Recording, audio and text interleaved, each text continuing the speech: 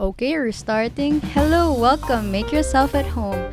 Thank you for accepting my invitation to Big Girl Brunch with Bern, where we talk about big girl things over big girl brunch. For today's brunch, we're discussing coming of age in the Philippines.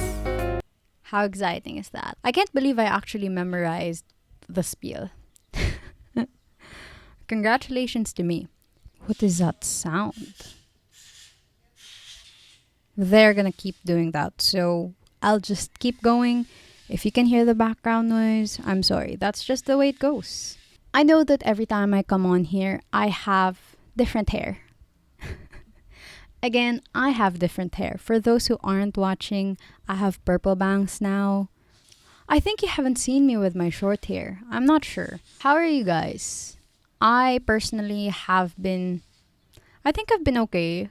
I had a very, very bad toothache. The gums near my molars sometimes are inflamed because my mouth doesn't have enough space for my wisdom teeth.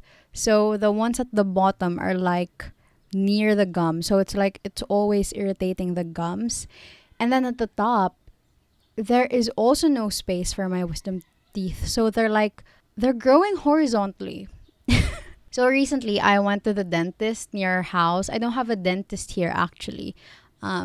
Just because I think most Filipinos, or I don't know if it's just my family, we don't have a regular dentist because I know that in the Philippines, dental care is not a priority. Not because we don't want it to be prioritized, but it's just because it's expensive.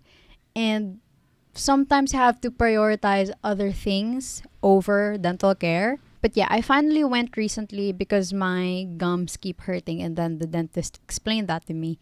And I got my teeth cleaned. I had one tooth filled. Is tooth filling and pasta the same? But I had it pastad, if that's even a term. So I got that done. What else happened in my life?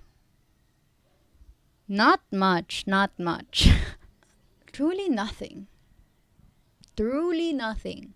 I finally watched Midsommar last week, and it made me want to vomit. Not because it's bad, but because it is so terrifying. I felt so bad for every character in that movie. I know a lot of people hate Christian, and I hate him too, but I feel so bad for what happened to him. He still did not deserve what happened to him. And I know other people are like, oh, but he cheated on Danny, but it was non-consensual. It was obviously non-consensual. What else? I finished the fourth Jano Silang book, which is making me feel crazy because I need to read the fifth one. But I'm trying to wait until the end of the month because I'm trying to be more frugal. Because yeah. Just a short plug. Jano Silang is a good series, and if you haven't read it, you should. It is actually a coming of age series, I'd say. It's a young adult series, but I also think that it is a journey of Jano Silang coming of age, which is unfortunate because he's 14. You don't have to come of age when you're 14, but he had to because the world is ending. Speaking of coming of age, this is so funny. This is my segue. Speaking of coming of age, I saw this TikTok a few months ago, I'd like to say, and it says, this is from username Toot. I will put their username on the screen just because it has underscores. But the TikTok basically says, whenever I see TikToks of white dudes dancing around scenic spots in the US, romanticizing their youth and using this specific Hosier song, I'm reminded that my idea of coming of age is so skewed to the Western experience, and my actual coming of age is dark, gritty, and much less aesthetically pleasing than theirs. And I reposted this. Because I feel so strongly about this. And I've been thinking about this for years, how the Filipino coming of age is not the same. And I know it depends on your class. That's also a huge part of it. But I reposted it on TikTok with a caption, real. My coming of age was chasing jeepneys with sopping black shoes with tear stains on my face because I'm tired and I just want to be home. Lol. And I was shocked because this repost with this caption garnered 2,026 likes, which I didn't expect for a repost because it's just like a retweet. So yeah, I was inspired to talk about Filipino coming of age because of this TikTok. But before anything else, I want to define what coming of age is. So what is coming of age? According to Very Well Family from the internet, coming of age is used to describe the transition between childhood and adulthood. According to Oxford Languages Dictionary, also on the internet, coming of age simply means reaching adult status. In Wikipedia, it says, in genre studies, a coming-of-age story is a genre of literature, theater, film, and video game that focuses on the growth of a protagonist from childhood to adulthood, or quote-unquote, coming-of-age. The subjects of coming-of-age stories are typically teenagers. I had this elective that talks about coming-of-age and young adult novels. Coming-of-age is Bildungsroman in nature, if I'm saying that correctly. And this just means a Bildungsroman narrative, I believe, in literature or in literary theory, is that by the end of the narrative or by the end of the story, the child becomes a fully fledged adult. When we say coming of age, we are not just talking about young adults or teenagers. We are talking about the specific process of coming of age, which makes you feel like an adult after that process or after that journey or after that narrative. I just wanted to clarify that before we go on to talk about coming of age, just because I feel like I'm reporting in a class.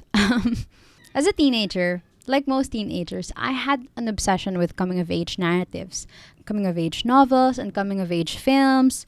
I ate that up because I was a teenager finding myself relating to those narratives. Or honestly, more accurately, I found myself yearning for those narratives. Because most of the media I consume that is about coming of age is American. And not only American, but white. I had this really huge obsession. By the time I was in college, I had to come to terms with the realization that the coming of age media I was consuming is very tied to whiteness. And because of that, I realized that my experience of coming of age will never be what I yearned for because I am not white and I am not rich. Obviously, not all coming of age stories are like that, but a lot of what's popular and a lot of what I consumed as a teenager at least, it was centered around those like characteristics. Just to give you an example, for coming of age movies, it is always filled with drinking or parties or losing your virginity or picnics under a pretty tree or sunsets, sands, electrical wires. Some of the coming of age movies I watched, which are actually good, I believe these are good, are The Edge of 17, Lady Bird, Booksmart, 8th Grade, Dead Poet Society, Little Women. These are Western movies. The elements or like the setup that they have in those movies are not the same as what I experience. And I wanted it so bad, but that's just not how the Filipino coming of age is. For books, there's always like traveling, there are pool parties, there are rich friends, like normal people. Or for me, I read The Fault in Our Stars as a child. Not as a child, as a teenager. Just really driving the point, right, is that these are stories that do not reflect what I experienced during my coming of age. Yes, they came of age. Yes, they became adults, or at least not became adults, but like they felt like they're transitioning into adulthood. Yes, those happened. But these experiences are not mirroring what I experience as a Filipino who's not rich specifically.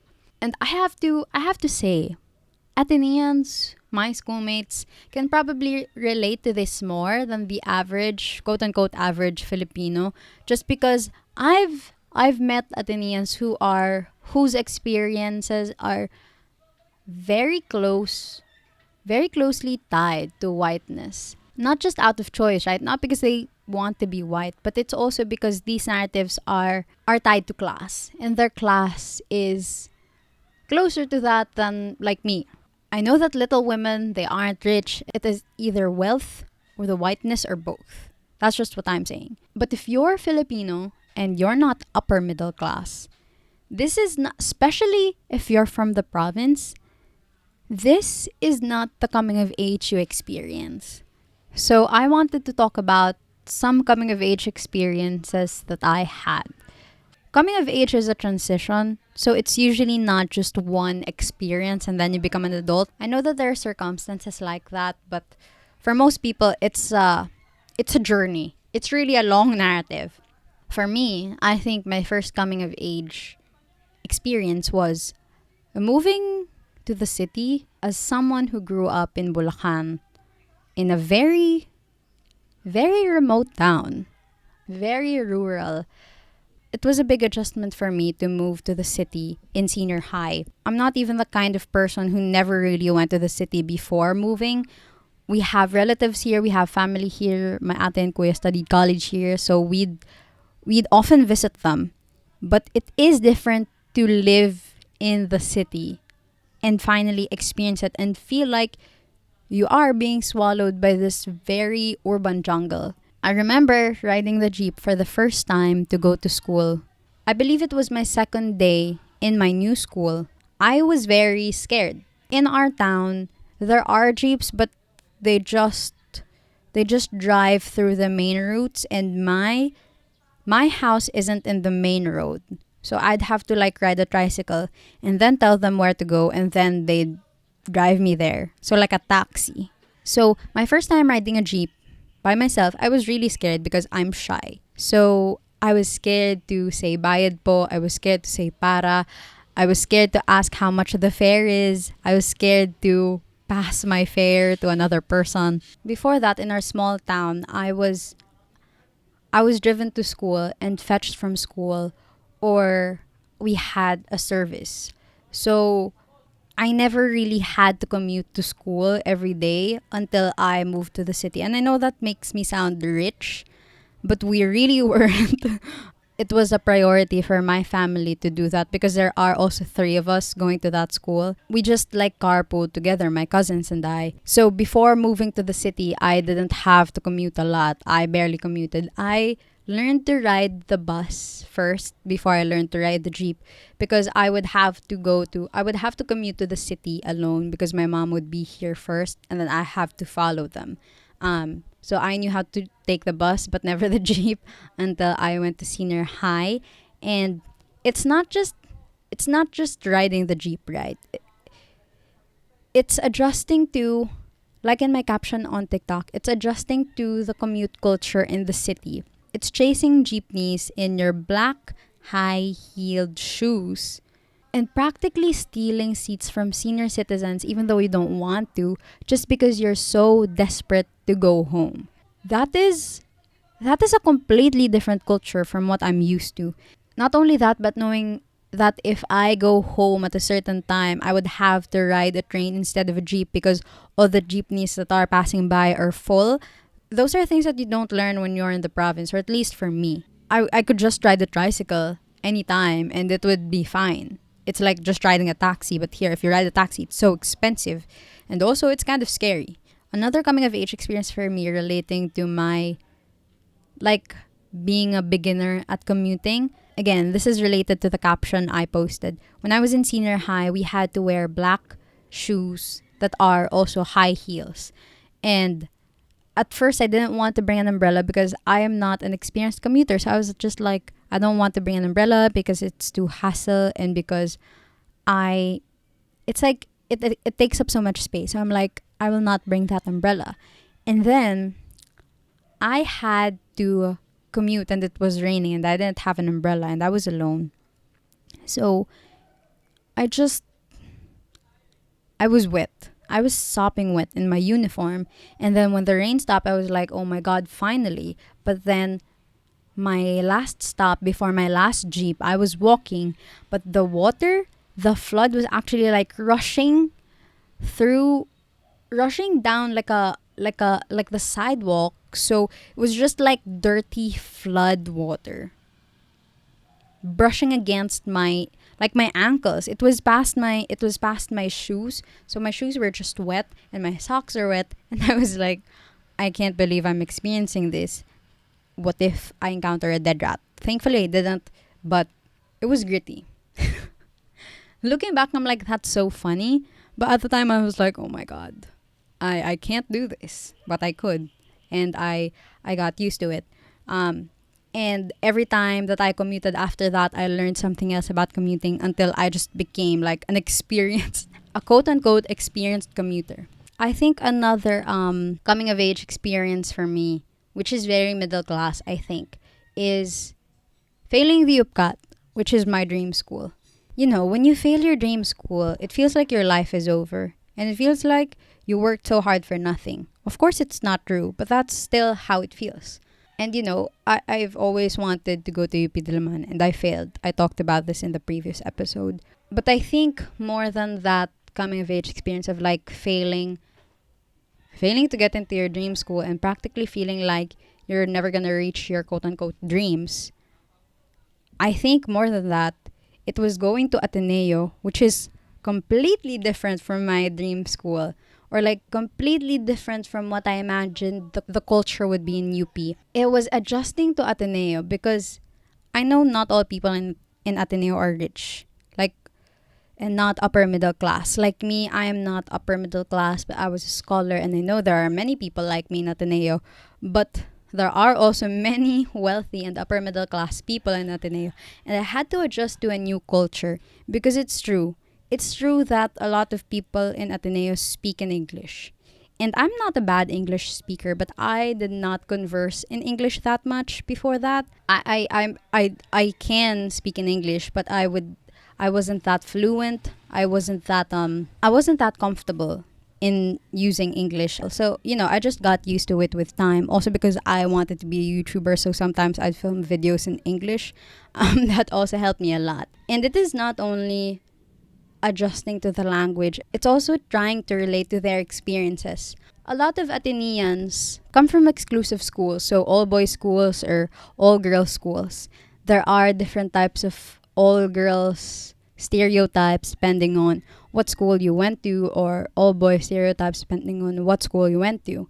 A LaSalle Green Hills boy would be different from a homegrown Atenean, or a Poveda girl would be different from an Assumption girl. And while these are stereotypes, they still hold some kind of truth because they won't be stereotypes if they were completely false, right? And it just felt like there was this entire world that I wasn't a part of just because I am not from an exclusive school, but I'm in Ateneo.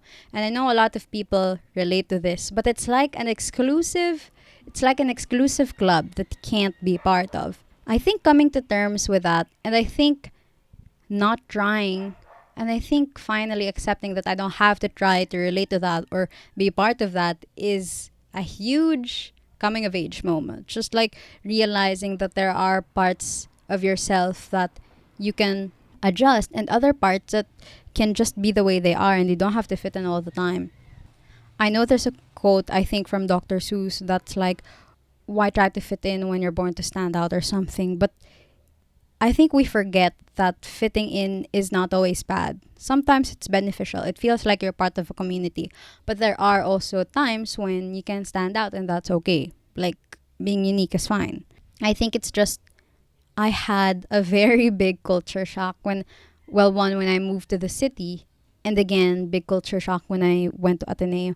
I remember when I was in NLIT class, my seatmate, he was like, do you drive? And I was like, no, I don't drive. I don't know how to drive. And then he asked me, well, how do you go to school? Do you have a driver? And I'm like, no, I commute to school. And then he was like, why don't you just learn how to drive so you can drive to school instead of commuting? Not gonna lie to you, my jaw dropped. Because one, I didn't hate commuting to school. My commute to Katipunan was very easy, pre-pandemic. And I loved it a lot. I loved commuting because it wasn't as hard as my senior high commute. And number two, what if we didn't have a car? And he just said that to me. Sometimes it's really shocking. It's not that they want to be out of touch, right? But Ateneo is really a bubble. And if you are not constantly reminding yourself that it's a bubble, it is easy to forget that other people that aren't like you exist outside of that bubble. Yeah, I just think that that was a crazy moment. It shows what it was like to adjust to Atenean culture. And I'm not saying I hate all of Ateneo culture. I have a special place in my heart for Ateneo. For one, taking me in when UP didn't want me. And two, there are very, very kind, very nice, very smart, very socially aware people that I've met in Ateneo. Another experience for me that I felt like was a coming of age experience was drinking for the first time during the pandemic. I did not drink before that, not because I'm against it, but it's just I tried it and it didn't taste good. And then during the pandemic, my high school friends and I, we were in one of our friends' townhouse, and we finally tried to mix soju with Sprite, I think. And I was like, oh my god, this tastes like candy. And from then on, I finally learned to drink, but I'm not a big fan of other drinks. I'm a big fan of cocktails that taste like candy or just soju mixed with like Yakult or Sprite or some kind of sweet food to like, make it yummy. Like if we tried Nolona and soju, it's very sweet. But I'd say that's like the vibe that I want when I'm drinking. This is a coming of age moment for me because I realized what I liked when I drank, and I was always judged for not drinking or not being able to experience drinking pre-pandemic. But it's because one, I didn't like the taste, and two, I didn't feel like I was ready and I didn't feel the urge to drink. And I think a lot of people are like, oh, you're so pretentious when you say that. But what's important to remember about coming of age is that we're all on different timelines when it comes to coming of age. It might come earlier than you expect, it might come later than you expect, or it might be late because that's when you're ready to experience a quote coming of age experience or circumstance. These don't have a deadline, and I think we sometimes forget that we are still pressured to do things that we don't want to do just because it feels like everyone around us is doing that. I know that this is a part of being a young adult. I think that when it comes to coming of age, it is important to remind ourselves that the coming of age story or the coming of age narrative we experience, it won't always be as beautiful as we see on media. Because one, it is westernized. Two, they're usually white. And three, maybe our class is different from theirs. Of course, obviously, there will always be relatable parts. Like Booksmart might be an American film, but it can also be relatable because it has queerness in it. The Edge of 17 might be very, very white, but it can be relatable because of the family dynamics in it. Of course, stories can always be relatable. There are different aspects to it being relatable, but I'm just saying that we might sometimes think like what's wrong with our lives because it's not the same as what we see on media. What's wrong with our coming of age? It's because we're not like the people we watch or read. That's the simplest answer. And just because it's not the same doesn't mean that it's all bad. Obviously, it's terrible. It's terrible. Having to chase jeepneys is a terrible experience. But we can always find something dear to hold on to, even if that experience isn't necessarily beautiful. And even if we can't have wireless sunsets, we can still have beautiful sunsets. I think the Philippines has beautiful sunsets. especially when you're in your late teens, it is easy to forget to stop comparing ourselves. I think the last reminder I'd like to leave everyone with, if anyone is still watching, is that, again, we are all experiencing things at a different pace, in different timelines, because these are not, these experiences don't have deadlines. And honestly, coming of age, I think, does not end when you turn 20 or when you turn 18. Sometimes there are things that we experience late, quote unquote late, and that it still feel like we are coming of age, maybe even when we're 40 or 50, and I don't think there's anything wrong with that. I think that reminding ourselves that we are in an okay pace is important. We don't have to rush things. We don't have to beat ourselves up for quote unquote being late. It's fine. Being a late bloomer is fine in all aspects. I would love to talk more about Filipino coming of age when it comes to Philippine media, Philippine novels. I'd love to do that, but I don't think this is the episode where I do that. For now, that is all. That wraps up today's episode. Thank you for stopping by for a chat at Big Girl Brunch with Bern. If you'd like, you can follow or subscribe to the podcast wherever you're listening to be notified when a new episode comes out. You can also follow the podcast on Instagram at Big Girl Brunch for more podcast updates. If you have any topic suggestions or requests for the podcast, please message us on Instagram at Big Girl Brunch with Bern or at Jelbadoodle, which is my personal account. Thank you for stopping by, and I will see you next time. Bye!